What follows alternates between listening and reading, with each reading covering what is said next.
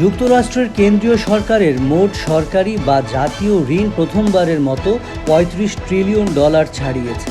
গত সপ্তাহান্তে শেষ হওয়া হিসেবে এই ঋণের পরিমাণ রেকর্ড করা হয়েছে। স্থানীয় সময় গত সোমবার মার্কিন ট্রেজারি বিভাগের প্রকাশিত তথ্যে এমনটা জানানো হয়েছে। খবর চায়না ডেইলি ও সিনহুয়া নিউজ এজেন্সি। ট্রেজারি বিভাগের নতুন ওই বিবৃতি অনুযায়ী শুক্রবারে মোট সরকারি ঋণের বকেয়া বেড়ে $৩৫ ট্রিলিয়ন ছাড়িয়েছে। পূর্ববর্তী ব্যবসায়িক দিনের তথ্যসহ প্রতিটি ব্যবসায়িক দিনের শেষে তথ্য হালনাগাদ করা হয়। খবরে বলা হয়, মাত্র 7 মাস আগে মার্কিন জাতীয় ঋণ 2023 সালের ডিসেম্বরের শেষের দিকে $34 ট্রিলিয়ন ছাড়িয়ে গিয়েছিল।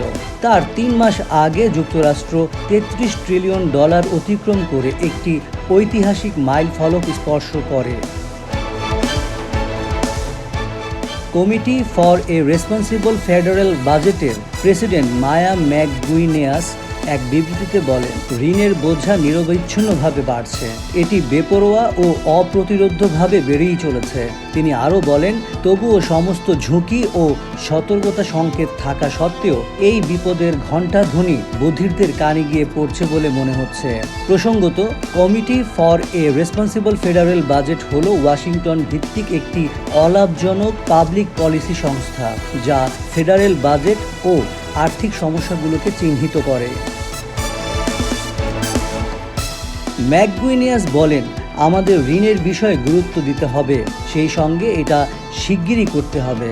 নির্বাচনের বছরগুলোতেই কেবল সম্পূর্ণরূপে সম্ভাব্য বিপদ প্রতিরোধ করার চেষ্টা করার জন্য একটি ব্যতিক্রম হতে পারে না।